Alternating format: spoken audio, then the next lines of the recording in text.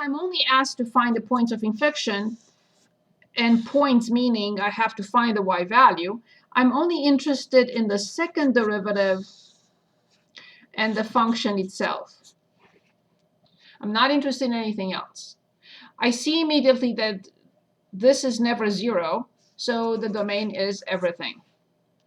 I have to find the first derivative, and then I have to find the second derivative. So the first derivative,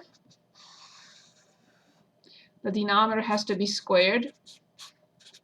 The top prime is 1 times the denominator minus the top, don't forget parentheses, times the denominator prime. There is nothing, I always try to factor out something. There is nothing I can factor out, so I just have to distribute. 1 plus x squared minus 2x minus 2x squared over 1 plus x squared squared. Now, this with this will be negative x squared, and then minus 2x, and then plus 1, divided by 1 plus x squared squared. And you know me, I'm allergic to negative leading coefficients. Over, this can stay as is. I would have written it as x squared plus 1, but that's okay. This is not what we want. We needed it to find the second derivative and put it in the table. Good. So second step for the second derivative. Any questions so far before we continue? Any questions? Is this okay so far? Yep. Okay.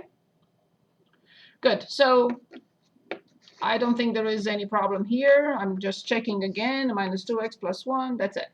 I had to factor out negative 1. This becomes positive, positive, and then negative. So now the second derivative. The denominator has to be squared. And now I will keep the negative sign right here. That's a negative, so I don't forget. So the numerator prime is 2x plus 2 times this minus the top times, of course, I always run out of room, this prime. 2, 1 plus x squared times the inner function prime, to 2 minus 1, which is 1, times the inner function prime, which is 2x. So this should be in here. Just to make sure everything is clear, I'm going to write it again. You don't have to.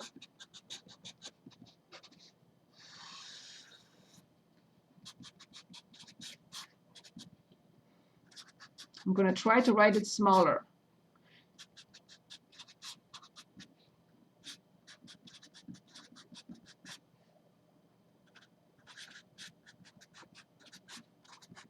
So it fits. It did. Yay. Okay, do not touch this. This is awful. So I am going to factor out 1 plus x squared.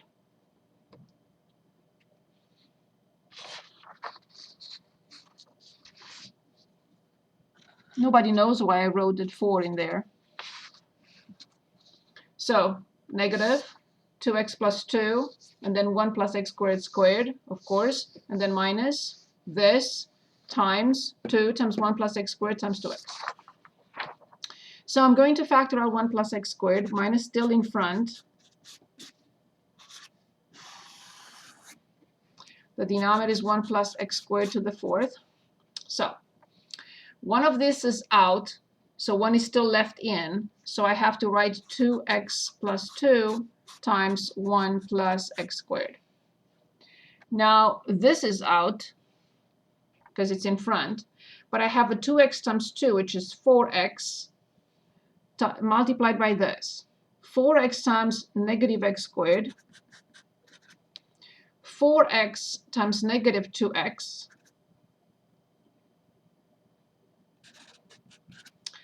and 4x times positive 1. I will check in a moment one more time. So 4x times x squared is 4x cubed. 4x times 2x is negative 8x squared because there is a minus in front. And then 4x times positive 1 is 4x. Okay, next, of course, this is not a nice problem.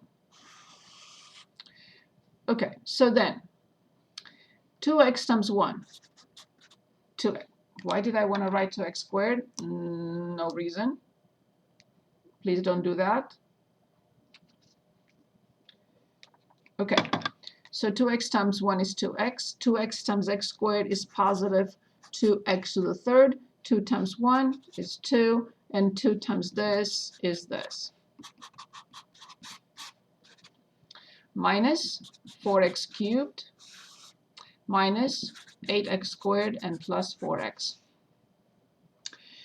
Okay, anything, just anything goes away, nothing? Okay, so I have to start with a degree, so this is negative 2x cubed. Then I have to continue with x squared, so this is minus x squared. Then I continue with 6x, and then I continue with 2. I'll check again one more time. So, negative 2x cubed, 2x squared, minus 6x squared, and then 2x plus 4x is 6x, and then positive 2. Again, I factor out negative 1.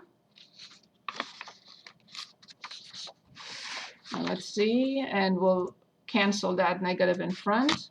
A lot of work on this problem. So 2x cubed plus 6x squared minus 6x minus 2 divided by 1 plus x squared cubed. Finally, I got the second derivative. I am going to set it equal to 0. Remember, undefined, I always have to write this. No, because this is never 0. So now the second derivative, 0, yes. All this has to be 0. 2x cubed plus 6x squared minus 6x minus 2 equals 0. And of course, I'll divide both sides by 2. And I get x cubed plus 3x squared minus 3x minus 1 equals 0. Divided by 2, divided by 2, divided by 2, divided by 2. I will put this in the graphing calculator. So let me share my screen. Where are you guys? Okay, here it is. Oh, in apps, and I want polynomial, which is number 9. And yes, but it's a degree 3, 1 over. And I need to punch in the coefficients. 1 is okay. 6, negative 6. Oh. 3, negative 3, and negative 1. Good. And now I want to get the solutions. Of course, we get 3. So the first one is negative 3.73. The second one is 1. And the third one is x sub 1, x sub 2, x sub 3. What is it? Negative 0.27. Now, I have to punch in the function in the graphing calculator because I think you said points. So if you say points, then I have to put in the function. Where was the function? Like 3 pages ago. 1 plus x. And divide by, don't forget parentheses, 1 plus x squared. And close. And now we want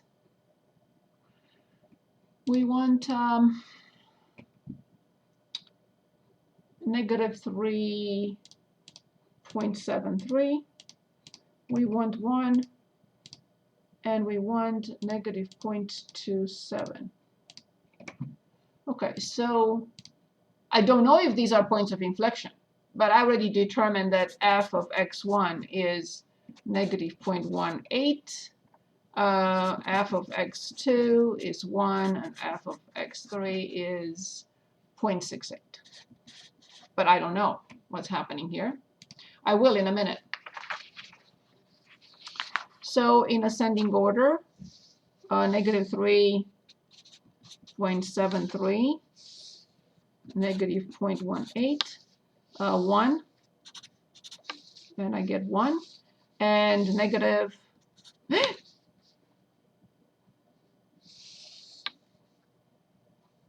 negative 0.27, and 1 is here. I thought they gave us those numbers in the correct order, but they didn't. So careful, careful. Negative 3.73, then negative 0.27, and then 1. And here I have 0.68. And of course, 0 for the second derivative. So now, I will not bother with this piece because this is always positive. But here, I will have to punch in, like, for example, I'm not going to put them in the table. They don't belong in the table. Just like negative 10, I'm going to punch in here like a negative 1.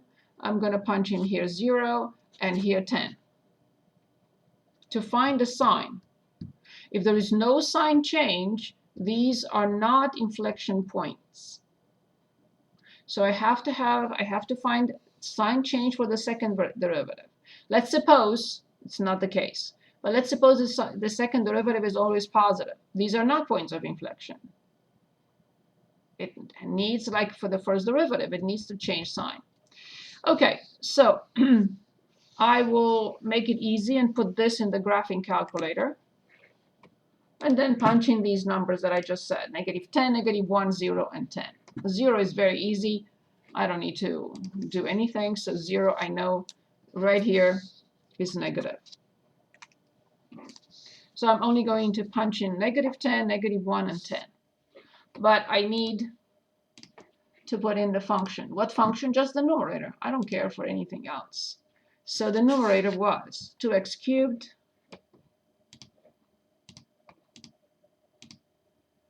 and then plus 6x squared, and then minus 6x, and then minus 2. And when I punch in negative 10,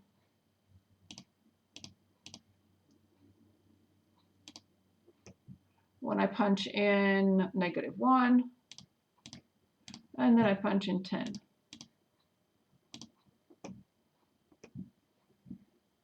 So negative something is fishy. Of course something is fishy. Okay, one more time. At negative 10, yes, it's negative. At negative 1, yes, it's positive, as expected, and at 10 is positive. Of course, it makes no sense, because this is a cubic function. So if you want to graph this, you're going to graph something like this. So it cannot be everywhere negative or positive. Good. So obviously here there is a sign change. This is an IP. Here there is a sign change. This is another IP. Here is a sign change. This is another IP. So the point will be negative 3.73. I don't know how many decimals they want. Negative 3.73 comma this, negative 0.27 comma this, and 1 comma this. Is this okay?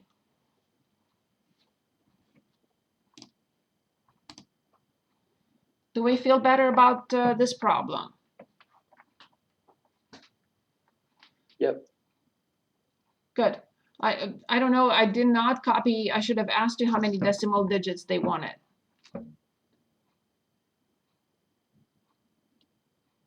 They didn't specify. Uh-oh. Are you sure?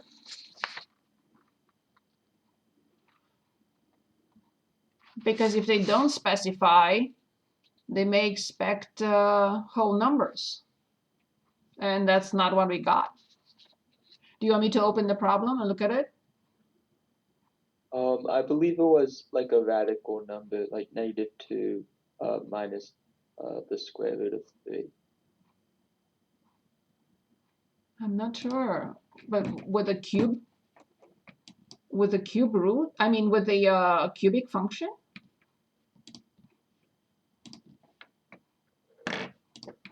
I have doubts about that. Do you think we copied the problem incorrectly? So this was, you said in 4.3, and it was problem 14. Let's take a look.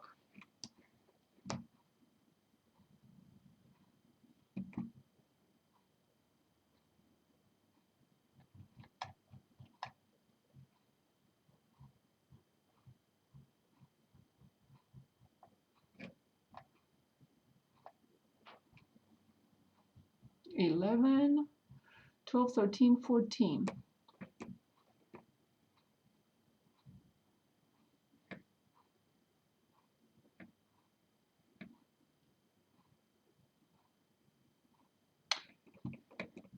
All three lie on one straight line, which means, so first of all, so there is a problem with this because they say points.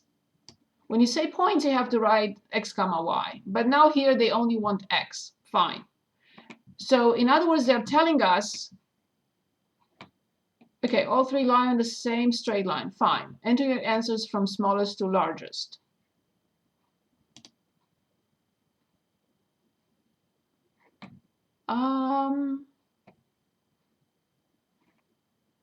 This is a little bit weird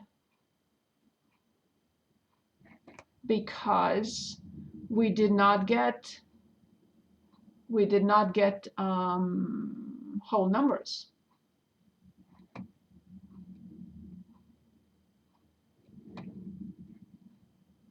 So did you enter -3.73, -0.27, and 1?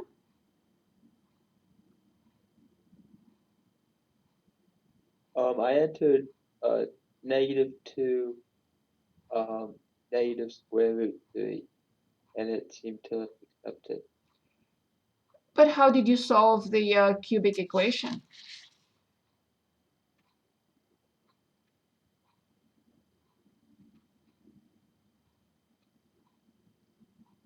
I see. I see.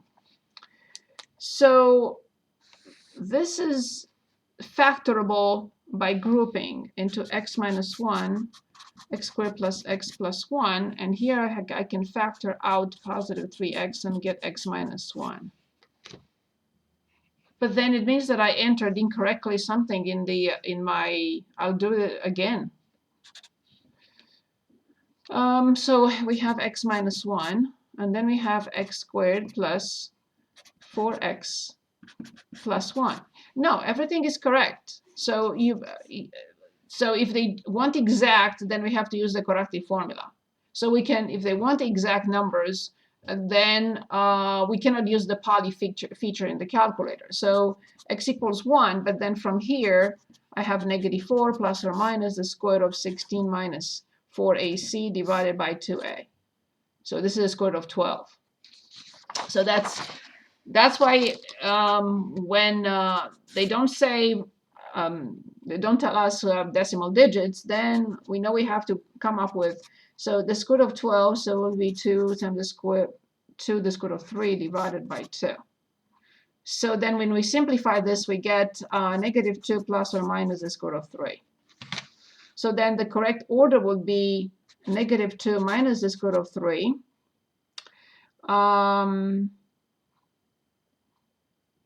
1, I think, is the next one, and -2 plus the square root of 3, because this is 1 point, no, this will be the last one, of course. So then you have to enter it like this. Now, if they say we can use decimal digits, then we can use the poly feature of the calculator. But since they didn't, then we had no choice. I didn't even think of showing you how to factor this. It is factorable when you factor the difference of cubes and when you factor out 3x from these two terms. Because I was hoping that they wanted approximations. But if they don't want the approximations, then you have no choice. Thank you so much for bringing this up. Other questions?